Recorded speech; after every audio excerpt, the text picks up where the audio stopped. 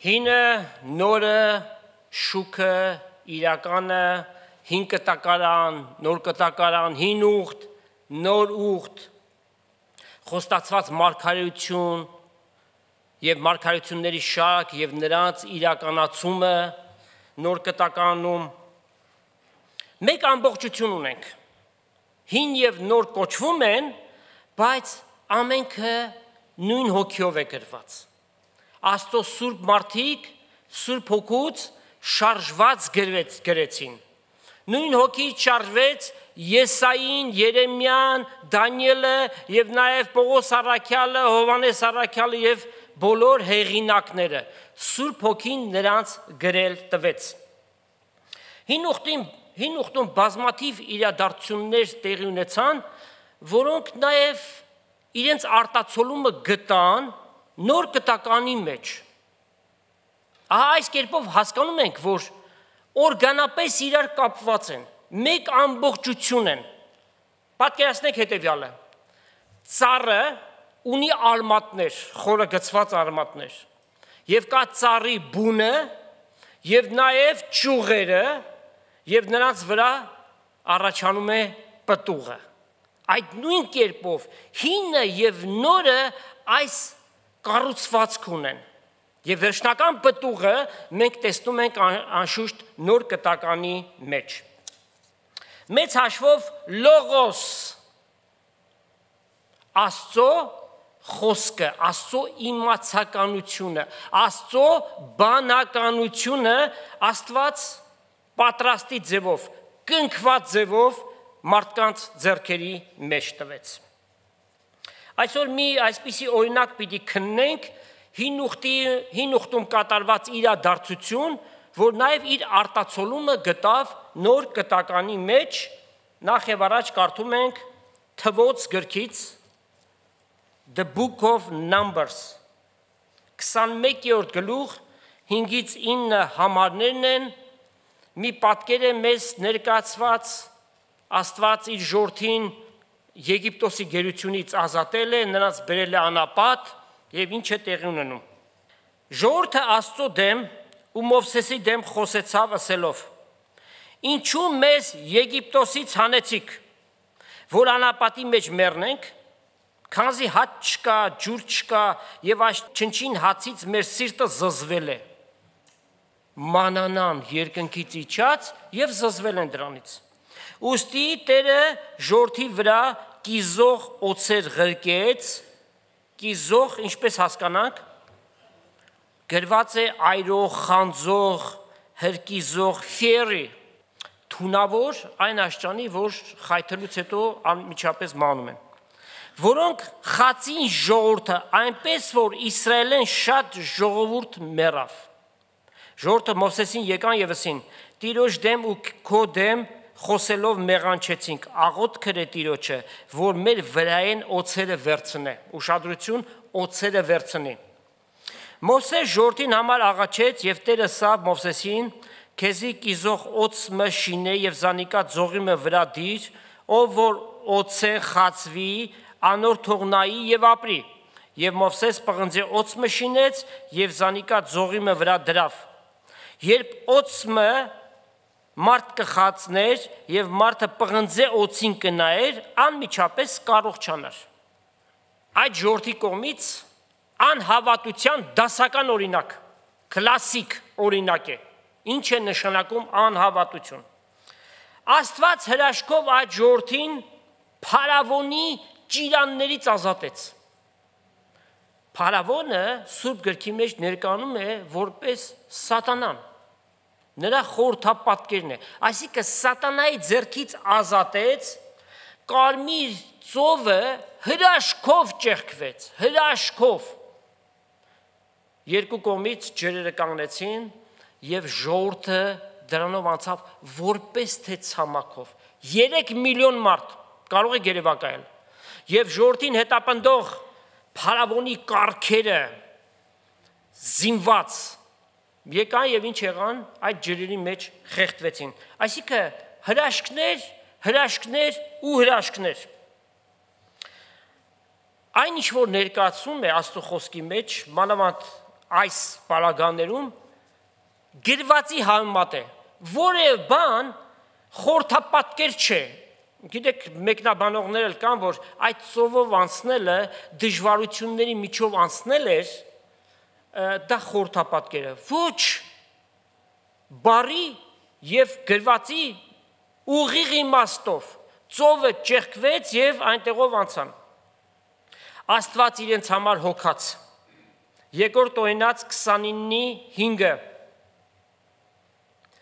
Աստված առաջի դեմքով է խոսում, ասում է. Ես 40 տարի անապատի մեջ ձեզ պտտացրի։ Լավ հարցում ենք տալի Տեր Աստված, այդ անապատով անցնելը կտևեր 40 օր, ինչու 40 տարի տևեց, ինչու այդքան հոգնեցին այդ մարդիկ, անգամ ուրիշ սերունդ եկավ, իրենց անհավատության պատճառով։ Եվ Տեր ասում է, ձեր վրայի լաթերը չհինացան,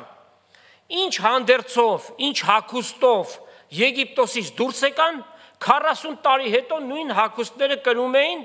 եւ չմաշվեցին եւ չփչացան այդ հագուստները։ Եվ ասում է, ձեր ոտքերի կոշիկները չմաշեցին։ Լավ ասում են, փոքր երեխաներ կար, նրանց հետ ինչ եղավ, կոշիկները իրենց հետ մեծացան։ Ահա աստվածային հրաշքները այսպիսին են։ Երկու համար կարդանք Ելից գրքից, Ելից 13-րդ գլուխ, 21-22 համարները։ Տերը նրանց առջևից կերթար ցորեկը ամպի սյունով, անոնց ճամփած ցույց տալու համար, եւ գիշերը կրակի սյունով, անոնց լույս տալու համար, որպեսզի ցորեկ ու գիշեր երթան։ Ցորեկը ամպի սյունը եւ գիշերը կրակի սյունը ժողովրդի առջևեն չպակասեց։ Անապատ տեղ, գիշերը մթություն եւ մշտապես անապատում գիշերային ժամերին ցուրտ է։ Կրակի սյունով, թե որպես տաքություն եւ թե որպես լույս իրենց առաջնորդվելու համար։ Պատկերացնում եք Աստված ինչ կերպերով է նրանց հոգում։ Հրեշտակների կերակուր էին ուտում, երկնքից իջած, ամեն օրվա չափով հավաքում էին եւ շաբաթ որ չպիտի հավաքեն, 2 օրվա էին հավաքում, այսինքն Աստված հոգացել էր ամեն բան։ Ասեցին, այս քիչ կերակուրը զզվեցինք արդեն, ամեն օր նույն բանը ուտելուց։ Երազում են Եգիպտոսի վարունգը, սոխը, սխտորը։ Ինչքան կարող եք ուտել այդ սոխն ու սխտորը, հա? Մանավանդ այն ժամանակ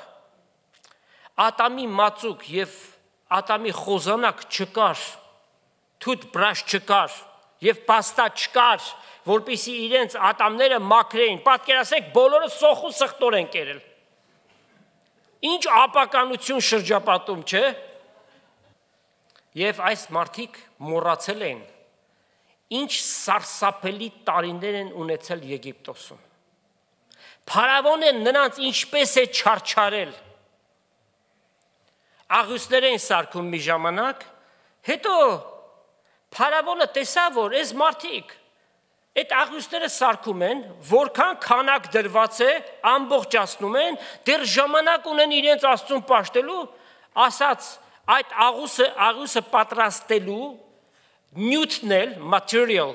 պիտի դուք գնաք հոգաք եւ նույն չափով աղյուսներ պիտի պատրաստեք, այսինքն ծանրաբեռնեց ու ծանրաբեռնեց, որպեսզի Աստծուն չպաշտեն։ Սրա մեջ հոգեոր խորհուրդ կա։ Սատանան ներկայիս էլ մարդկանց ծանրաբեռնում է ամեն տեսակ հոգերով, աշխատանքով ու ամեն բանով, որ մարդիկ Աստծուն չպաշտեն, ժամանակ չունենան։ Եվ շատ-շատերի համար այսօր ամեն ինչի ժամանակ կա, բայց Աստծուն պաշտելու ժամանակ չկա։ Միս ուզեցին անապատում, Աստված լորամարգիներ ուղարկեց, թրջունի միս կերան, ջուր ուզեցին, Աստված Մովսեսի միջոցով վեմին հարվածել տվեց եւ ջուրը բխած, անապատի մեջ սառը ջուր են խմում։ Սակայն էլի ապստամբ սիրտ ունեին, թեև Աստված իրենց ողորմել էր, փարավոնի ստրկությունից ազատել էր, բայց ինչ եք կարծում, Աստված այդպես պիտի թողեր, անհավատություն իր պատիժը պիտի ունենա, և Աստված օձեր հանեց, որ խայթեն ժողովրդին, լավ Տեր Աստված, դու այդ ժողովրդին հանեցիր, չես սիրում նրանց, ինչի այդքանից հետո էլ այդ օձերը, որպեսզի խրատվեն, որպեսզի ուշքի գան, գրված է շատ ժողովուրդ մեռավ։ Եկան Մովսեսին ասեցին, մեղանչեցինք Աստծու առաջ, քո առաջ էլ խոսելով, տրտնջալով, Աստծուն խնդրի, որպեսզի օձերը հեռացնի։ Աստված հեռացրեց օձերը։ Ոչ։ Այլ Մովսեսին ասաց, պղնձե օձ սարքի ձողի վրա կանգնեցրու, որպեսզի բոլոր կողմից բոլորը կարողանան տեսնեն։ Խայթվելու դեպքում մեկը եթե հավատքով նայեր այդ պղնձե օձին, կբուժվեր։ Հիմա պղնձե օձն էր բուժողը, քավլիցի, Աստված է բուժում, բայց Աստված նրանցից ակնկալում էր այդ հավատքը, Աստված ասել է այսպես պիտի լինի, եթե դու հավատում ես, վստահում ես Աստծուն, Աստված այդ հրաշքի իրապես կանի։ Հրաշքի ետևից, հիմա այս պատմությունը այդպես էլ կմնար,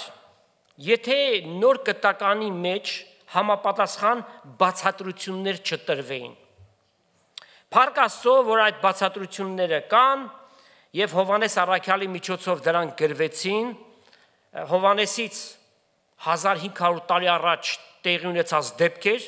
մեզանից 3500 տարի առաջ, և մենք այդ մասին տեղեկանում ենք, կարդում ենք, դրանց մեջ հոգևոր խորհուրդներ կան, եկեք կարդանք Հովհաննու ավետարան 3-րդ գլուխ 11 համարից պիտի կարդանք, ուշադիր լսեք, այս համատեքստի մեջ կամ մեկ բառ, որ բազմակի անգամներ նշվում է և դա կարևոր բառ է, դա հանդիսանում է որպես բանալի, ուրեմն Հովհաննու ավետարան 3-րդ գլուխ 11 համարից, Տեր Հիսուս խոսում է Նիկոդեմոսին, ինչպես իր մոտ գիշերով եկավ և նրան ասաց, եթե դուք ջրից և հոգից չծնվեք, այսինքն Աստծո խոսքից և Սուրբ Հոգից, Աստծո թագավորությունը չեք մտնելու, և շարունակում է, ճշմարիտ կսեմ քեզի, ինչ որ գիտենք կխոսենք, և ինչ որ տեսանք կվկայենք, և մեր վկայությունը չեք ընդունիր, եթե երկրավոր բաներ ձեզի ասի ու չեք հավատար, ինչպես պիտի հավատաք, եթե երկնավոր բաներ ձեզի պատմեմ, մեկը երկինք չելավ, բայց միայն նա, որ երկնքին իջավ, որդին մարդո,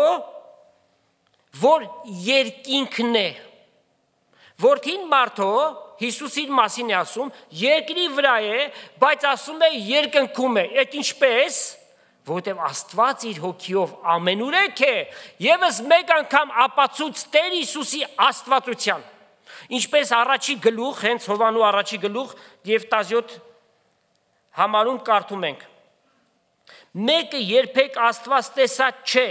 բայց միածին որդին, որ հոր ծոցն է, նա պատմեց, Հիսուս երկրի վրա է, և ասում է հոր ծոցն է, ինչպես Մովսես անապատի մեջ օձը բարձրացրեց, այնպես էլ պետք է, որ որդին մարդով բարձրանա, որպեսզի ամեն ով, որ նրան հավատա չկորցվի, հապա հավիտենական կյանք ունենա, վասնզի Աստված այնպես սիրեց համայն մարդկությանը, որ իր միածին որդուն զոհեց, որպեսզի ով որ հավատա, դժոխք չգնա, այլ դրախտ հավիտենական կյանք։ Վասնզի Աստված իր որդին չղրկեց աշխարհ, որպեսզի աշխարհը դատե, հապա որպեսզի աշխարհը նրանով փրկվի։ Նա որ կհավատա անոր, չի դատապարտվիր, և նա որ չի հավատար, անիկա արդեն դատապարտված է, վասնզի Աստծո միածին որդու անվանը չհավատաց։ Այս է դատապարտությունը, որ լույսը աշխարհ եկավ, և մարդիկ խավարը լույսից ավելի սիրեցին, քանզի իրենց գործերը չարեն։ Վասնզի ամեն ով որ չարը կգործե, անիկա լույսը կատե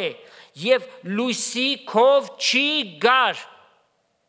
Այդ ինչ լույս է, էլեկտրական թե արևի։ Հիսուս ինքն է աշխարհի լույսը։ Եվ ով որ չարը կգործե չի ուզում լույսին գա, չի ուզում Հիսուսին գա, այստեղ ինչ կա։ Ազատ կամք, որպեսզի իր գործերը չհանդիմանվին, բայց նա որ ճշմարտությունը կգործադրե, լույսի քով կգա, որպեսզի հայտնի լա, թե իր գործերը Աստծմով գործվեցան։ Կարդացվածի մեջ որ բառներ, որ բազմակի անգամ գործածվեց։ Հավատք բառը 7 անգամ գործածվեց այս համարների մեջ։ Faith, վերը ռուսերենով, հունարեն պիստի բառն է, որից նաև գալիս է պիստեո եւ պիստեոսիս բառերը, մեկը հավատալ, մեկը հավատացել են, որ դրա հրաշալի արտացոլումը Մարկոսի 16-րդ գլխի մեջ է, երբ որ Հիսուս իր աշակերտներին պիտի աշխարհ ղրկեր, հետեւյալ խոսքեր ասաց. նա որ հավատա, հավիտենական կյանք ունի, եւ նա որ չհավատա, դատապարտված է, պիստեո բառն է։ Եվ հաջորդ համարում ասում է.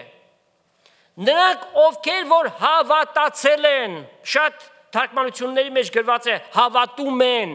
բայց պիստեոսիս բնագիրը հավատացել են, ովքեր են հավատացել այդ ժամանակ, իր աշակերտները միայն, այս նշանները նրանց հետ պիտի գնան, նոր լեզուներ պիտի խոսին, Պենտեկոստե օրը իրականություն դարձավ, հասկանալի լեզուներ եւ այդ օրը ինչ տեղի ունեցավ, 3000 հոգիներ փրկվեցին, իրենց ձեռքերին օծեր պիտի բռնեն եւ չպիտի խայթեն իրենց, Պողոս առաքյալը օծը վերցրեց, այսինքն ցախը վերցրեց, գցեց կրակի մեջ, օծը ելավ, թունավորոց իրեն խայթեց, կարծում են հիմա կմեռնի, ոչինչ չեղավ։ Ձեռք պիտի դնեն հիվանդների վրա, պիտի բժշկվեն, դևեր պիտի անեն, այս ամենը աշակերտների կյանքի մեջ իրականացան։ Եվ սրանք կոչվում են առաքյալի նշաններ, միմիայն իրենց էր տրված այս զորությունը եւ ասում է ձեր մեջ շատ նշաններ եւ զորություններ գործածվեցին Աստծո շնորհքով։ Նիկոդեմոսը, ում որ Հիսուս խոսում էր, ինքը խիստ հարգված մեկն էր, Սինեդրինի անդամ էր։ Եվ այս մարդը հավատք ուներ եւ մասնավոր եկավ Հիսուսի հետ հանդիպելու։ Բայց ինչ էր իր հոգեվոր աչքերը փակված էին։ Ինքը չէր կարող ըմբռնել ինչ որ Հիսուս ասում էր։ Դրա համար ասաց Տերը. ձեզ երկրավոր բաներ ենք խոսում, չեք հասկանում։ Հոգևորը որ խոսենք, ինչպես պիտի հասկանաք։ Եվ եթե Տեր Հիսուս այս բացատրությունները չտար,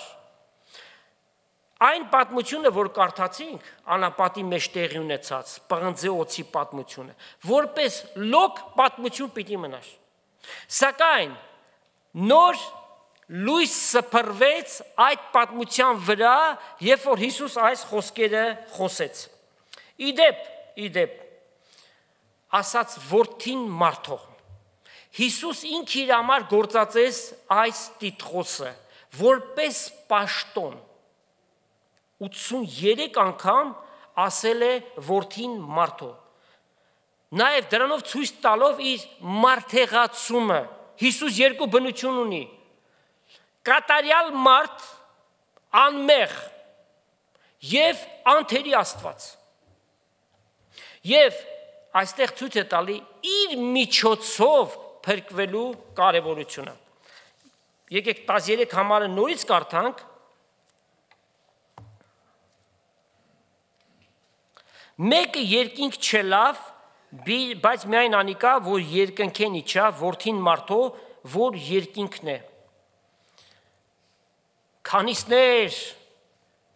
միգուցե ձեզ էլ այս հարցումները տվել են, լավ այդքան խոսում եք, մեկը գնաց երկինք, ինձ հանձնապես հարցրել են, այդ համարձակ որ խոսում եք, դուք ընդեղ եղել եք, տեսել եք, Եթե մեկը տեսնի, էլ հավատք գոյություն չի ունենա։ Եվ սա տիպիկ անհավատության խոսք է։ Մարդն է ասում, բայց գաղափար ով է տալիս սատանան։ Շատ հաճախ մարդիկ բաներ են խոսում, որ այդ գաղափարների հետևում ուղղակի սատանան կանգնած է։ Եվ այդ մարդիկ կարծում են, որ իրենք խելացի մեկն են, ինչեր են ասում, տես ինչ նեղը վիճակի մեջ են թողում մարդկանց, հա։ Հոբ երանելին 3 անձնավորություններ եկան, որ նրան պիտի մխիթարեին։ Այս մարդիկ եկել են, որպեսզի մխիթարեն մեկին, ով 10 զավակներ էր կորցրել, ում վրա այլևս առողջություն չկար, իր ամբողջ ունեցվածքն էր կորցրել, այսինքն մի ահավոր վիճակի մեջ էր գտնվում։ Այդ մարդկանց խոսքերի մեջ առաջի հայացքից թվում է, թե մխիթարություն կա, բայց իրականության մեջ այդ խոսքերի տակ կասկած եւ անհավատություն կա, որ դա ուզում էին Հոբի մեջ նրանք ներգործել։ Եկեք կարդանք 2 համար, ուրեմն այդ եկածներից մեկը Հոբ 30-րդ գլուխն է, 3-4 համարները։ Խոսողը Հակեյան Ագուրի, հայ չի, չոգևորվեք, հայերը այդպես են, չէ, մի հատ յան են լսում, հա հայ է, այդ մարդիկ են հայ չի կարծում, ինչ եք ընկել հետևից։ Իմաստություն չսորվեցա ու ամենասուրբին գիտությունը չեմ գիտեր, ով երկինք ելավ և իջավ, ով հովը իր ձեռքերի մեջ հավաքեց, ով ջրեր իր հանդերձի մեջ ամփոփեց, ով եկի բոլոր ծայրերը հաստատեց, հետաքրքիր է, չէ, Աստծո բոլոր գործերն է ասում, բայց ասում է ով, ինչ է անոր անունը և նրա որդու անունը, եթե գիտես ասա, և Հոբը ինչ ասաց, իմ փրկիչս ողջ է, և գիտեմ, որ վերջին ժամանակը նա երկրի վրա պիտի հայտնվի, այդ վիճակի մեջ դրա համար էլ կոչվեց Հոբ երանելի։ Աստված խստիվ զգուշացնում է հետևյալը ասելով, Հռոմեացիների 10-րդ գլուխ և 6 համարը։ Մի ասա քու սրտիդ մեջ, ով պիտի ելլե երկինք, այսինքն Քրիստոս իջեցնելու, կամ թե ով պիտի իջնե անդունդը, այսինքն Քրիստոսը մեռելներից հանելու, հապա ինչ է ասում, խոսքը մոտդ է, քո շրթունքիդ վրա է, օրինակ 30-րդ գլուխ 13-14 համարներ։ Եվ քու սրտիդ մեջ է, այսինքն հավատքի խոսքը, որ մենք կքարոզենք։ Վասնզի, եթե քու բերանովդ Հիսուսին Տեր խոստովանես և սրտիդ մեջ հավատաս, թե Աստված նրան մեռելներից հարուցանեց, պիտի փրկվես, շատ պարզ է։ Վասնզի սրտով կհավատա մեկը արդարանալու համար և բերանով կխոստովանի փրկվելու համար, քանզի գիրքը կսե ամեն ով որ անոր հավատա պիտի չամաչի։ Եվ Աստծո մոտ խտրություն չկա հրյայի և հույնի միջև կամ հեթանոսների, ամենքի Տերը նույնն է, որ առատությամբ կհասնի անոնց, որոնք իրեն կկանչեն։ Այստեղ ինչ կա, ազատ կամք, քանզի ով որ Տիրոջ անունը կանչե, պիտի փրկվի։ Հետևաբար այդ տգետ խոսքը, ով է գնացել երկինք, որ տեսնի գա մեզ պատմի։ Հիսուս ինքը իջավ և այդ մասին պատմեց, և դա մենք ընդունում ենք որպես կատարյալ ճշմարտություն և վերջ։ Առաքյալը զուգահեռ համեմատական է ներկայացնում անապատի մեջ օձի բարձրանալու և որդի մարդու բարձրանալու միջև։ Այդ պղնձե օձը ձողի վրա դրվեց, չէ՞։ Տառացիորեն բարձրացվեց, իրական դեպք է։ Ամեն կողմից կարող են տեսնել, այսինքն տրտնջացել էին Աստծո դեմ և մեղք էին գործել, և այդ օձերը նրանց խայթում էին։ Մեղքերը պիտի խոստովանեին իրենց, որպեսզի Աստված այդ մեղքերը ջնջեր։ Հատուկ չի գրված, ովքեր մեղանչեցին, նրանք խայթվեցին։ Հատուկ չի գրած, բայց Մասսայաբար էր այդ խայթոցները օծերի, եթե ընդամենը մի քանի հոգի օծից խայթվեին, այդ մասին չէր էլ գրվի, դա շատ բնական է, չէ՞։ Անապատտեղ, զերուներ, օծեր, ամեն տեսակի, բայց մասսայաբար եւ գրված է, որ շատ ժողովուրդ մեռան այդ խայթոցներից։ Սուրբ Գիրքն էլ առաջի Կորինթացիս 15:55 մահը ներկայացվում է որպես օծի խայթոց։ Ուր է ով մա քո խայթոցը։ Մեղքի հետևանքն է մահը, ոչ թե անպայմանորեն այս կամ այն մեղքը գործելու, այլ մարդու մեջ բնակվում է մեղավոր բնություն, որ մենք մեր նախածնողներից մինչև Ադամ ու Եվա ժառանգել ենք մեր մեջ եկած, եւ դրա պատճառով է, որ մենք մեղքեր ենք գործում, հետեւաբար մեղքի վարձքը մահն է, բայց փառք Աստծո հավիտենական կյանքը Տեր Հիսուսի միջոցով։ Ուրեմն այս ժողովրդի արարքը մահվան համարժեք բան էր։ Բացահայտորեն տեսնելով Աստծո բարյացակամ ձեռքը իրենց վրա, փաստեր բերեցինք, չէ՞, թե Աստված ինչպես նրանց սատանայի ճանկերից ազատեց, ինչպես հոգաց, գերբնականորեն 40 տարի։ Ոչ միայն տրտնջացին, ապստամբեցին եւ կռապաշտություն արեցին, սա ուղղակի գագաթնակետներ, անապատի մեջ ոսկե հորթը սարքեցին, պաշտեցին եւ ինչ ասին, սա է մեր Աստվածը, որ Եգիպտոսի գերությունից մեզ ազատեց։ Կատարյալ անհավատություն։ Եկեք կարդանք մի քանի համարներ Ելից գրքից, Ելից 32:7 համարից։ Տերը ասավ Մովսեսին, գնա իջիր, վասնզի ապականեցավ քո ժողովուրդդ, որ Եգիպտոսի երկրեն հանեցիր։ Անոնք շուտով խոտորեցան այն ճամփային, որ իրենց պատվիրեցի, իրենց ձոլածու հորդ շինեցին եւ անոր երկրպագություն արեցին, անոր զոհեր մատուցանեցին եւ ասին, ով Իսրայել ասոնք են քո աստվածներդ, որոնք քեզ Եգիպտոսի երկրեն հանեցին։ Եվ Տերը ասավ Մովսեսին, ես տեսա այս ժողովուրդը եւ ահա այս խստապանոց ժողովուրդը իմն է, ուստի հիմա զիս առանձին թողուր, որպեսզի իմ բարկությունս անոնց վրա բորբոքի եւ փչացնեմ զանոնք։ Բայց քեզ մեծ ազգ մը պիտի նեմ։ Իսկ Մովսեսը իր Տեր Աստծո առջև աղաչեց եւ ասավ. ով Տեր, ինչու քու բարկությունդ բորբոքի քու ժողովրդիդ վրա, որ Եգիպտոսի երկից հանեցիր մեծ զորությունով ու զորավոր ձեռքով, ինչու համար Եգիպտացիք խոսին եւ ասեն թե չարության համար հանեց զանոնք, որպիսի լեռներում մեծ մերցնե եւ զանոնք եկի երեսից փչացնե։ Դարձիր քու սաստիկ բարկությունից եւ դադարե այս չարիքը քու ժողովրդիդ վրա բերել է։ Հիշեր քու ծառաներուդ Աբրահամը, Իսահակը, Հակոբը, ինչ է գրված, անոնք սիրելի են իրենց հայրերի սիրո համար, բայց իրենց արած կռապաշտության համար համարժեք պատիժը պիտի ստանան։ Հիշե քու ծառաներդ, նրանց անով երթում բրիր, ձեր սերունդը երկնքի աստղերի պես պիտի շատցնեմ եւ բոլորը այս երկիրը, որուն վրայով խոսեցա, ձեր սերունդին պիտի տամ եւ զայն պիտի ժառանգեն հավիտյան։ Տերը զղջաց այս չարիքին համար, որ ասել է թե իր ժողովրդին պիտի ընե, անշուշտ զղջալ բառը ուղղակի թարգմանությամբ ցավը զգաց։ Աստված մարդ չէ, որ զղջա։ Միթե Աստված չգիտի ամեն քայլերը, ցավը զգաց, որ այսպես եղավ։ Ներկայիս մարդկությունը ավելի լավն է, քան նրանք, ովքեր այսպես վարվեցին։ Նախ ամեն մարդ արարած, որ աշխարհ է գալիս,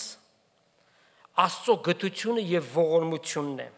Եվ Աստծո թույլատրությամբ է այս աշխարհ մուտք գործում։ Սաղմոս 127:3-ը որովայնի պտուղը Աստծո պարգևն է, քիչ առաջ փոքրիկ Նաթալին այդ նվիրումի ժամանակ այս համարը բերեցինք։ Աստված կյանքի տվիչն է, մարդիկ իր ստեղծած բարիքները վայելում են եւ ապերախտ են։ Հիսուս ինչ ասաց Մատթեոս 5:45, Աստված իր արևը ծագեցնում է թե չարերի վրա եւ թե բարիների վրա։ Արևը գիտենք ինչ կարևոր մի բան է։ Լույսի աղբյուր է, ջերմության աղբյուր է, առանց որի մարդկությունը չի կարող գոյատևել։ Եվ իր անձրևն է ղրկում կյանքի գոյատևման եւս մեկ նախապայման, մյուսը, որ շատ կարևոր է, թթվածնի գոյությունը, թե արդարների եւ թե մեղավորների վրա։ Եվ Աստված մարդկանց տները լեցրել է բարիքներով, ուտում են, խմում են, ուրանում են, ապերախտեն, բայց ով մարտարարած լավ իմացիր, որ հիմա ողջ ես, շնչում ես, ապրում ես, դա Աստծո ողորմությունն է քո հանդեպ։ Անապատում Աստծո տված բարիքները վայելեցին, երկնքի մանանա, պատկերացնում եք, Աստված ինչպիսի, այսպես ասենք, լավություն է իրենց անում, հրեշտակների կերակուր տվեց, որ ուտեն, լորամարգիներ կերան, ձեր իմացած լորն է հենց, քվել, և ֆերմաների մեջ աճեսված չէր, օրգանիկ էր, վայրի էր, տվեց, կուրքեր սարքեցին ու պաշտեցին, իսկ հիմա ինչպիսին է իրավիճակը, շատ տարբեր չէ, կարող ենք ասել մեծ նմանություն կա, տեսանելին կա և դրա հետևում անտեսանելին կա, օրինակ, Հռոմեացիս 1:23-ը ասում է հետևյալը, մարդիկ անեղծ Աստծո փառքը փոխեցին, չստեղծված, նմանեցնելով եղծանելի, այսինքն ստեղծված մարդու, թռչունների, չորքոտանիների և սողունների պատկերին։ Ճիշտ է, որ այդ սողունները, չորքոտանիները, բացահայտ պաշտամունքը կարող ենք գտնել Հնդկաստան, Նեպալ, Շրի Լանկա, մի քանի երկրներ, չէ, որ բացահայտորեն կովը դրսում, փողոցում նստած է և պաշտամունքի առարկա է, մեկը չի կարող մոտենա, անգամ մեքենաներ չեն կարող գնալ, որովհետև կովը այնտեղ նստած է, պաշտում են։ Բայց այն երկրները, ովքեր որ այսպես տեսանելի ստեղծվածի պաշտամունք չունեն, միթե նրանք կռապաշտ չեն, մեկի համար իր կուռքը իր զավակն է, իր թոռն է, իր ծնողն է, իր ամուսինն է, կասենք մեկի համար, որ կինը լինի,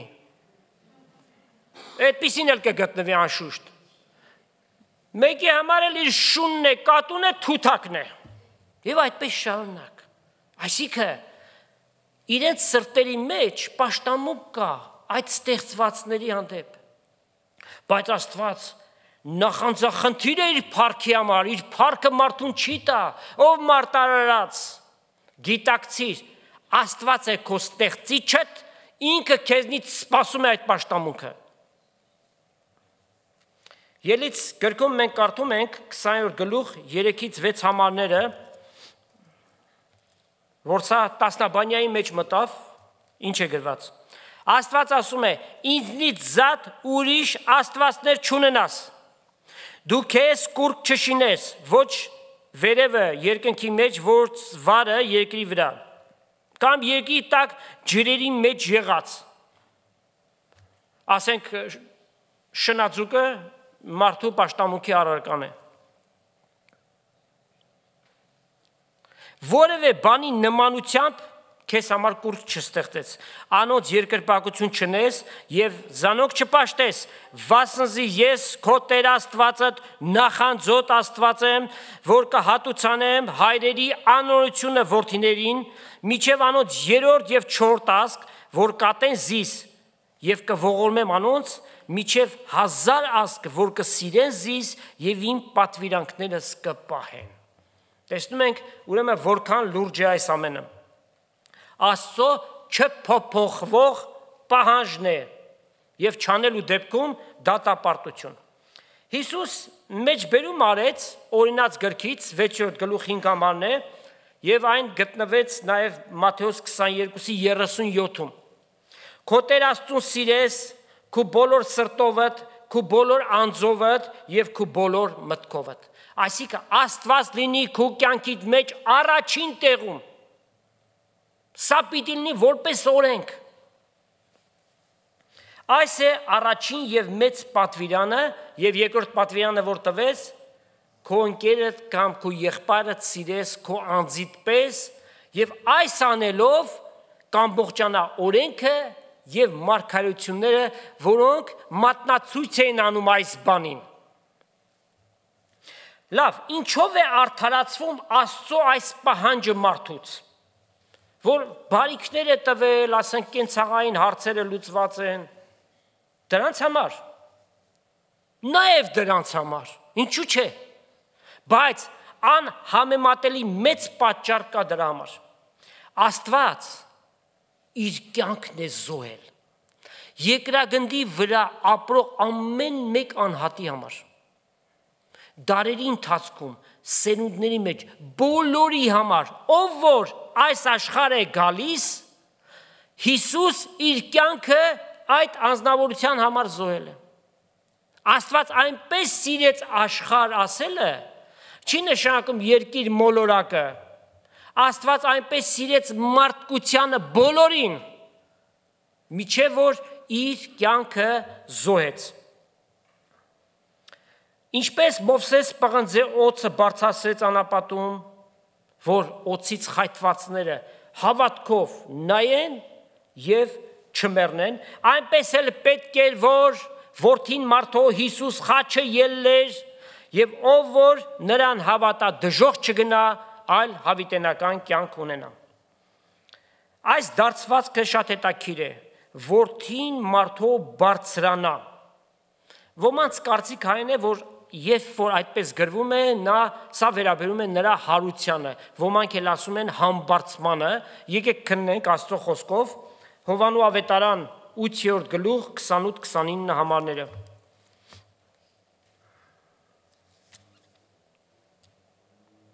Հիսուս ըսավ անոնց. երբ որդին մարդու բարձրացնեք, հարության ժամանակ մեկը բարձրացրեց նրան, ինքը հարություն առավ, նույնն էլ համբարձումը, երբ որ բարձրացնեք, այն ատեն պիտի գիտնաք, թե ես ով եմ, ու ինքը իր մեզ բան մը չմներ, հապա հայրս ինչպես ինձ սորվեցուց, այնպես կխոսի, եւ զիս ղրկողը ինձ հետ է, հայրս զիս մենակ չթողուց, վասնզի ես միշտ անոր հաճելի եղած բաները կնեմ։ Հիսուս եկավ հոր կամքը կատարելու, որն էր այդ կամքը, թեև շատ ցավագին էր, տանջալից էր, բայց խաչը ելնելն էր։ Ուրեմն, որդին մարդու բարձրանա, խաչը ելնելու սկզբունքով է, եւ կարդանք Հովանու 12-րդ գլուխ 32 համարից։ Ես ալ երբ երկրեմ բարձրանամ, ամենք տել ինձ պիտի քաշեմ։ Այս բանը կսեր իմացնելով, թե ինչ կերպով ինքը պիտի մեռնի։ Այսինքն այդ բարձրանալը նախ խաչի վրա պիտի տեղի ունենա եւ հարությամբ ասում է ես ձեզ պիտի քաշեմ ինձ հետ տանեմ։ Ժողովուրդը անոր պատասխանեց. մենք օրենք լսեցինք, թե Քրիստոս հավիտյան կմնա եւ դու ինչպես կսես, թե պետք է որդին մարդու բարձրանա։ Ով է այդ որդին մարդու։ Հիսուս ըսավ անոնց. քիչ մատենալ լույսը ձեզի հետ է։ Քանի որ լույս ունիք, քայլեցեք, որ չլա թե մութը ձեր վրա հասնի, վասնզի խավարի մեջ քայլողը չի գիտեր, թե ուր կերթա։ Եվ գրված է ամբողջ աշխարհ խավարի մեջ է։ Մարդիկ թեև լուսավոր փողոցներով, փայլփլուն լուսավոր ընթացք ունեն, իրենց համար ամեն բան լուսավորված է, բայց խավարի մեջ են։ Քանի որ լույս ունիք, հավատացեք այն լույսին, լույսը անձնավորություն է ներկացված, որպիսի լուսո որդիներ լինեք։ Հիսուս այս բաները խոսեցավ եւ գնաց պահվեցավ անոնց մե։ Ինչու՞։ Որտեվ տեսավ այդ մարդկանց ահավոր անհավատությունը։ Անշուշտ Տեր Հիսուսի խաչելությանը հետևում է նրա հրաշափառ հարությունը։ Եթե այդ հարությունը չլներ, փրկության գործը կիսատ պիտի մնար, երկնքի ճանապարհը բացվեց։ Կյանքի հարություն է սա, եւ ովքեր Տեր Հիսուսին ճշմարտապես անկեղծ սրտով հավատում են, նրանք կոչվում են հարության որդիներ։ Իսկ ովքեր որ չեն հավատում, նրանք ովքեր որ մերժում են, աննազանդ են գտնվում, կային եւ մնում են որպես կորստյան որդիներ։ Հովանու 17-րդ գլուխ եւ 12 համարում գրված է. Սատանան կոչվեց կորստյան որդի, son of destruction, սատանան։ Երկրորդ Թեսաղոնիկեցիս, երկրորդ գլուխ եւ 3-րդ համարում Սատանայի որդին ները կոչվեց կորստյան որդի։ Ովքեր որ չեն հավատում, այս կարգավիճակ ունեն, Սատանայի եւ ների կարգավիճակը համարվում են կորստյան որդի։ Մենք էլ մի ժամանակ այդ կարգավիճակը ունեինք։ Մենք էլ այս աշխարհի մեջ անհավատությամբ ենք քայլում։ Կարծում ենք սա է կյանքը։ Բայց երբ իրական կյանքին հանդիպեցինք Տեր Հիսուս Քրիստոսին, մեր կյանքերը փոխվեց, մենք հասկացանք, որ սա գալիք կյանքի շուկն է, դեռ առավել կարող ենք ասել տնազը։ Սա է կյանքը։ Ինչ եմ անում այս ցեխերում, աղմուկի մեջ վայրենի գրեց հայ մեծ գրողը, հա? Ինչ եմ անում այս ցեխերում։ Ինչ է այս կյանքը, մեղքով լեցուն, անօրությամբ լեցուն, այս կյանքը, որի վախճանը ծծումբով այրված կրակի լիճն է։ Փառք Տեր Հիսուսին, որ այդ կյանքը հայտնվեց եւ այդ կյանքը եկավ մեր մեջ Սուրբ Հոգիով բնակվեց։ Մենք դարձանք հարության որդիներ։ Ինչ էլ որ պատահի մեզ հետ, երբ էլ որ մեր կյանքի թելը կտրվի, մենք հավիտենական կյանք ունենք։ Սրանից մեծ պարգև կա, սրանից մեծ գանձ կա, ասեք, հավիտենական կյանք։ Ուրեմն միայն բանականությունից զուրկ մեկը կմերժի այս գանձը, այս կյանքը, որ է Տեր Հիսուս Քրիստոս։ Եվ կնախընտրի, որպիսի մնա խավարի մեջ։ Աստծուց կոչ կա։ Այսօր ասում է Աստված, կյանքը եւ մահը քո առջև եմ դնում։ Կյանքը Քրիստոսն է, մահը սատանան է։ Որ մեկն ես ընտրում։ Երկրորդ արդեն ընտրել ես, բայց առաջինը ընտրելու կարելությունը կա։ Եթե ասես Տեր Հիսուս, ես հավատում եմ քեզ, որ դու Աստված ես, որ մարմնով հայտնվեցիր, ինձ համար խաչ ելար, ինձ համար քո արյունը թափվեց, ինձ համար հարություն առար ինձ արդարացնելու, խնդրում եմ, որպեսզի ներես իմ մեղքերը, մաքրես եւ սրբես։ Եվ ասում է Աստծո խոսքը, եթե ձեր մեղքերը խոստովանեք, հավատարիմ եւ արդար է Տեր Հիսուս, ձեր մեղքերին թողություն տալու եւ ձեզ բոլոր անօրենությունից մաքրելու եւ սրբելու։ Այսինքն կյանքի մեջ կգա նոր հանգրվան, նոր էջից, ամեն բան ճերմակ է։ Հները անցան եւ ահա ամեն բան նոր եղավ։ Դիմի Տեր Հիսուսին, կյանքի տվիչին, ուրախության ու երջանկության աղբյուրին, խաղաղության միակ աղբյուրին։ Այս աշխարհ դրանցից որևէ բան քեզ չի կարող տալ։ Եղող ուրախությունը կամ երջանիկ երևալը ժամանակավոր բաներ են, բայց աստվածային ուրախությունը, խաղաղությունը մտքից վեր եղող բան է։ Լավ, ինչ եղավ այդ պղնձի օծի հետ։ Հա? Հուդայի ցեղից մի աստվածապաշտ թագավոր կար, Եզեկիա անունով, 4-րդ թագավորած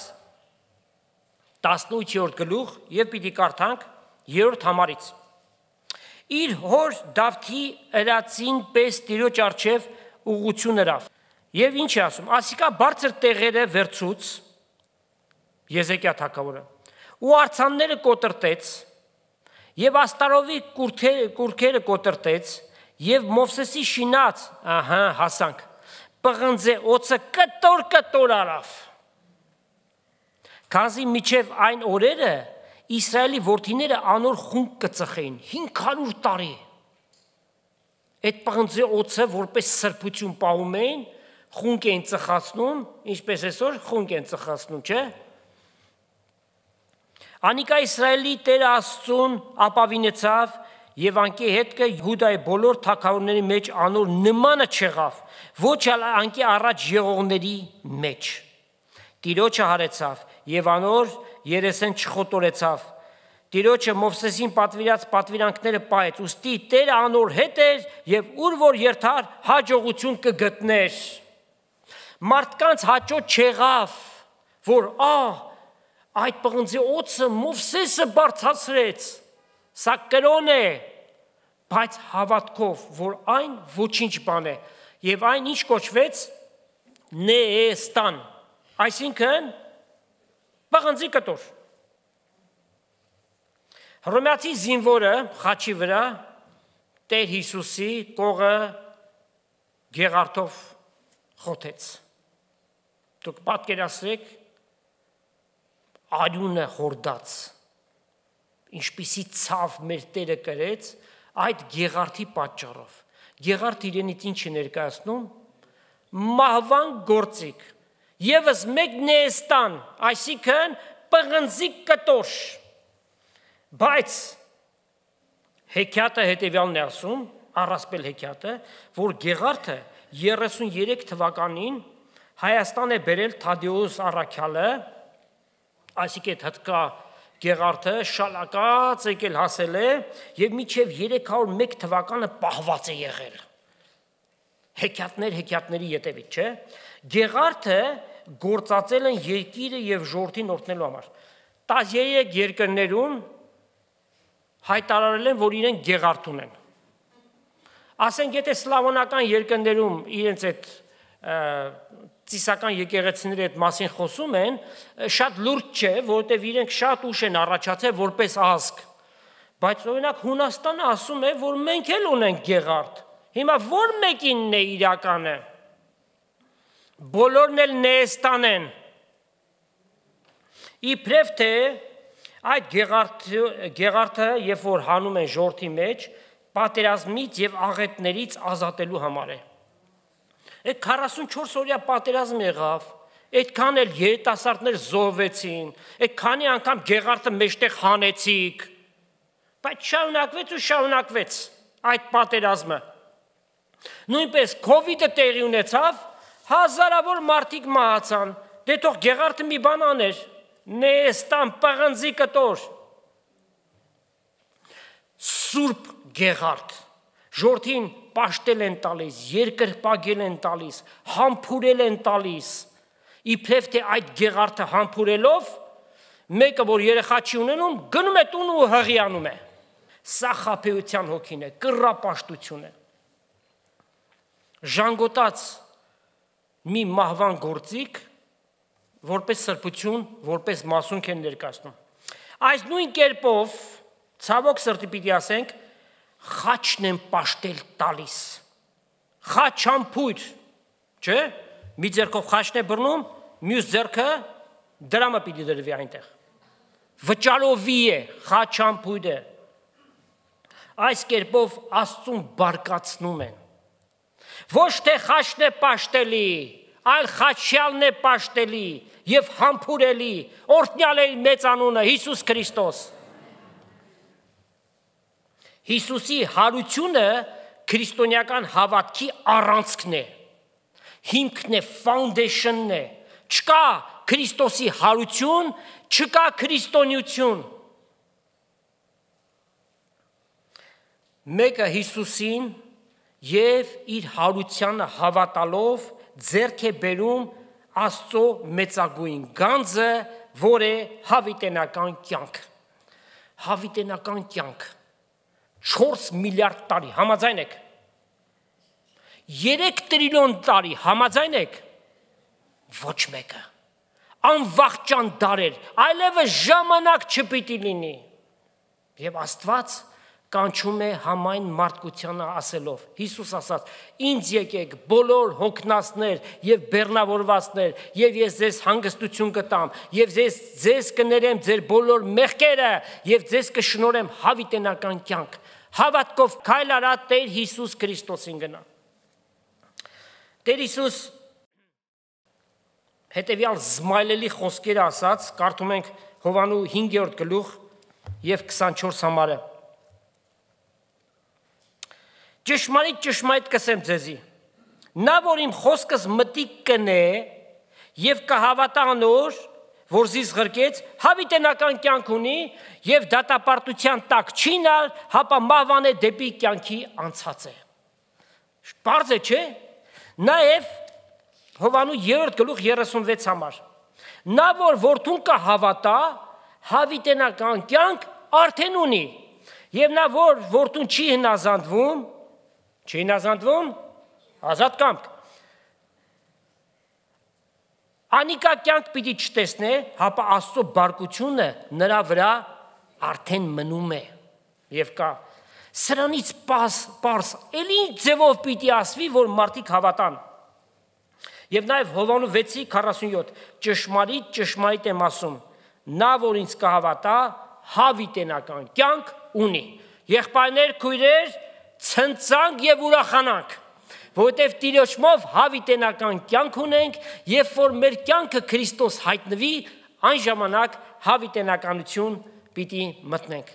Այս կերպով մենք ամբողջացրել ենք այս կյանքի գլխավոր նպատակը։ Այն է ճանաչել միակին, հավիտենականին, որ անմերձանալի լույսերի մեջ է բնակվում, ում անունն է Հիսուս Քրիստոս։ Տեր օրհնի բոլորիդ, Տեր օրհնի իր խոսքը, Տեր Հիսուս Քրիստոսի շնորհքը, Հայր Աստծո սերը եւ Սուրբ Հոգու հաղորդությունը Աստծո ժողովրդի հետ լինի։ Ամեն։